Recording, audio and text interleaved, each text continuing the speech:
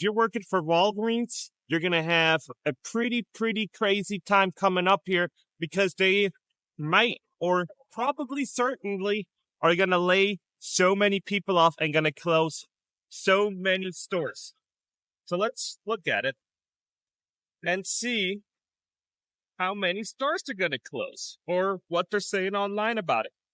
So now I'm right behind a Walgreens, right? So now let's look at it. The stock of Walgreens has been down dramatically, right? So now when the stock is down from its all-time high, about almost, how much is it down? It's like 87% down from its all-time high. When you look at it, the CEO said, we assume the consumer would get somewhat stronger, but that is not the case, Walgreens said. So crashes 25% stock, right? So that is absolutely crazy, right? So now, let's see what else. So Walgreens will close up to 2,150 stores nationwide, which will result in a headcount reduction of almost 57,000 people. So folks, if you guys are working for Walgreens, you're going to have it in it. You're going to be having a tougher time. And landlords that what we sometimes don't think about, landlords that work, that own the buildings that Walgreens sits in and all that, if they're going to close it down, you're going to have a hard time because these are anchor stores, right? These are anchor stores that bring people in. So you can't make this up. Okay. In the last 6 months, the U.S. labor market has lost 1.5 million full-time jobs. At the same time, part-time jobs rose by 1 million. So stores like this that have full-time employees that are like anchor stores are going out of business. So first thing that comes to me when I see all these numbers, I think about retail theft, right? So when I think about Walgreens, CVS, and all this other one, I think about, hey, people steal shit, right? So then I was in there just a minute ago and I asked them, hey, well, how many people steal stuff? Like, do you see them? They're like, yeah, twice a day, people just fill up like a grocery basket and just run out. And then I came to the house again and I looked at, I Googled a little bit, because it wasn't the first conversation I had, about it with these people from Walgreens and these retail stores. And some say, like in this article, that are saying that it is not, they over exaggerate the numbers, right? So they're saying that it's not that bad. It's only about anywhere from 2.5% to like 4%. What I personally think is a huge number, because 4% from your inventory that gets stolen is huge. I mean, a small business could not afford that running on 8-9% profit margins, having people steal stuff, right? And Walgreens can't do it either because they're going to close down stores. So then I also came to the conclusion. I have a video right here showing me walking around in the store, and I'm seeing all this stuff that they're having. And I'm just thinking, who is buying and who is their target audience, right? When you look at it, they got all these, I don't even know what to call it. They got like food stuff. They got candies. They got milk. They got ice cream. They got pretty much everything you ever need in that store. And now I'm asking you guys, do you think about Walgreens when you go shopping and you go buy milk? And I always kind of look at the oat milk section because that's kind of what I get on a daily and I kind of know the price. And it is about the same price as it is at another store. So it's almost the same price as, at your local grocery store. So one thing is like, who's their target audience? So I looked at it, I Googled it, and this is their target audience. So basically, boomers love to shop at Walgreens and CVS. And I was like, okay, is the next generation going to still shop at Walgreens and CVS? And I always thought if you have a pharmacy, you're going to be freaking killing it. You're going to be, because you see all these drive-thrus, you see that, and it's like there's always a line in the pharmacy. So you must think that is making them billions. It is, but not in profits. So now I'm looking at it like, if you're working for Walgreens, what do you do? Well, you need to get your resume ready. You need to start networking. But if you're just a retail employee, you can just swap over to another to Albertsons or something else and work there. It's really sad to see all these stores kind of go out of business. And I wonder, what does Walgreens besides, prescription medication, like loves to sell? I see sunglasses, I see all this other stuff, I see newspapers, I see like everything. So now I'm looking at it like, okay, we're closing all these stores down. That's going to leave room for other stores to come in. But what are they going to replace? Because if a Walgreens can't do it, most likely a CVS also can't do it. So then there's only like other stores that what kind of other stores are going to be able to support that, right? Because it's going to be like grocery stores or something else, but they're also in the same parking lot. So that building, if they're going to go out of business, it's going to stay out of business quite some time, right?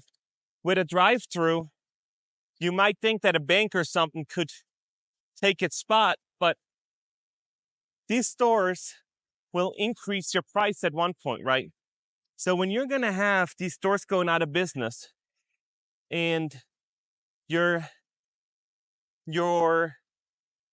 anchor stores that people know, that people can trust, go out of business, that leaves less competition for everybody else. That means that the price is going to go up, because if you're the only one in town, you dictate the price.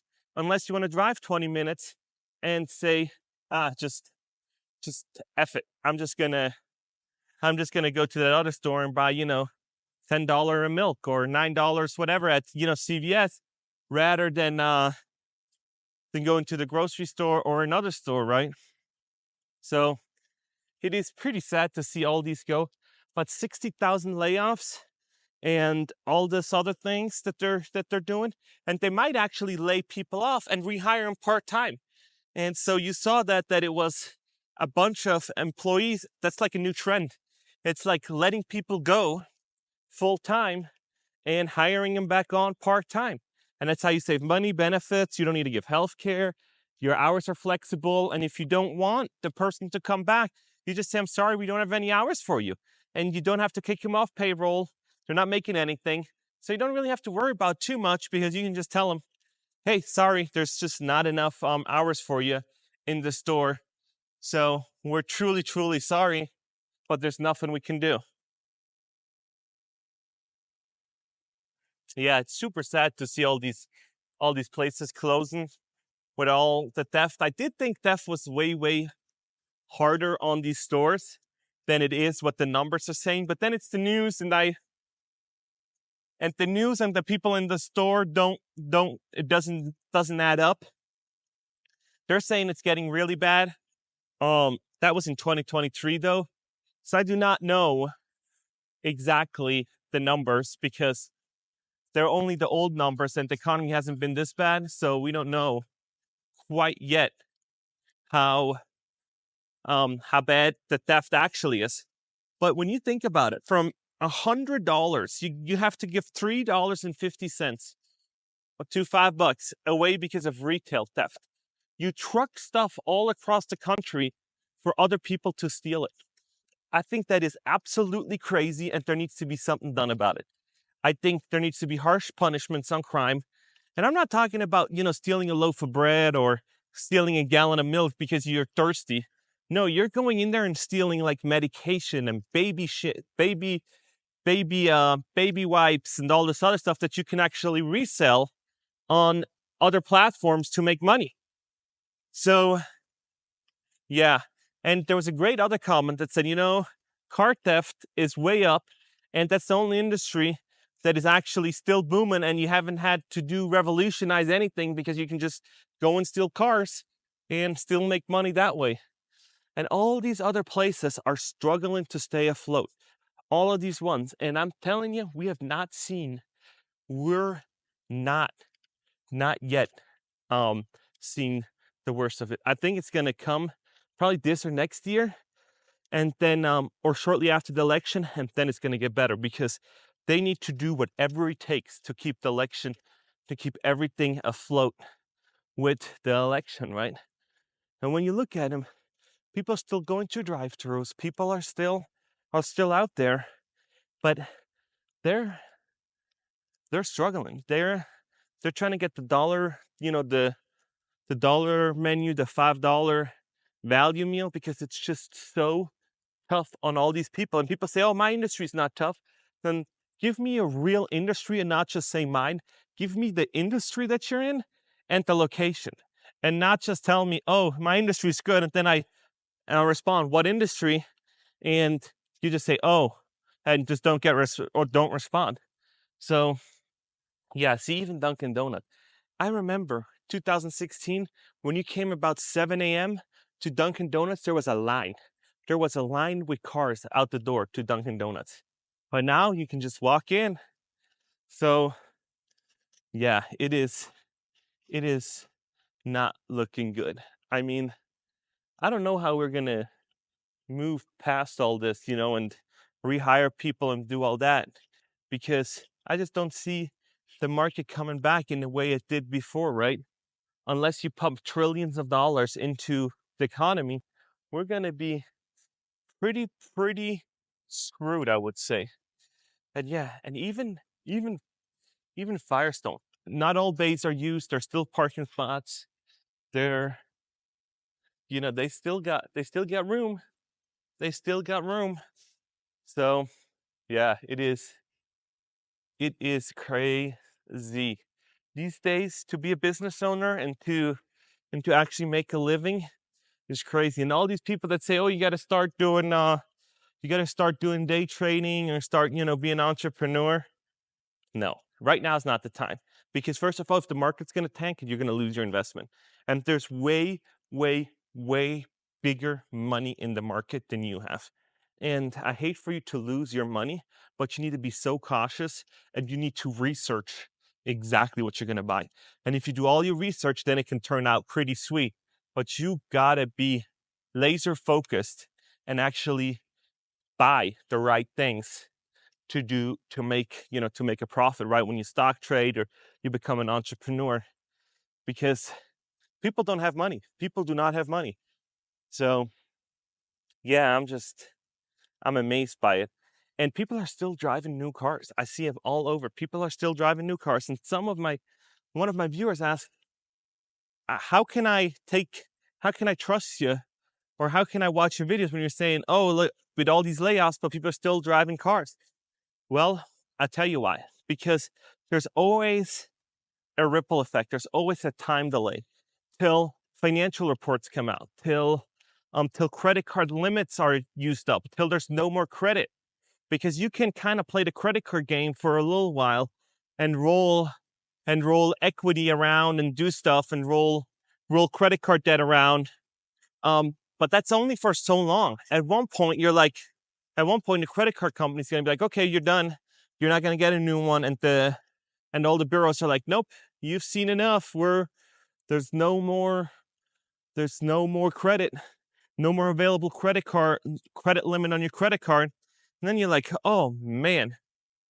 So yeah, it's always a delay. It's always a delay. When we see these numbers with all these layoffs, it's going to take probably 3 to 4 months to actually realize, up to a year, because these corporations, if they're going to do these layoffs, so when they decide to do it, they need to get the lawyers involved first and say, how do we let all these people go without creating a huge lawsuit that we're biased against women, minorities, people of color, people of ethnic groups, Native Americans, and all this other stuff, or LGBTQ and all these other ones. So they got to hire the lawyers to come in and basically fire you, not based out of all of that stuff. They just need, and so they're going to like form a pot and do whatever to kind of figure out who they're going to let go, or they're just going to close locations, and it doesn't have to be that, it's an all women's store. Well, we're going to close you anyways. So yeah, lawyers come in, right? Get it figured out. HR comes in, make sure that they get a nice little package or whatnot, and then they're going to let people go. And it's not going to be pretty. People are going to be hurt. And then they're going to say, hey, we're going to close the store on this day. And then at this day, they're going to close. And then they're going to say, hey, you're still working here till, I don't know, September. And then September 1st, we're going to close all the stores. And this is just an example. And then they're going to let everybody go after December 1st. They'll probably give them a few weeks severance so they don't leave earlier. So yeah, that's how it goes. So this was it. Let me know what you guys think about all this. I think there's a lot more stuff coming down the pipeline. And let me know which big player you think is going to go to zero next in the comments. And I'll see you later. Yeah.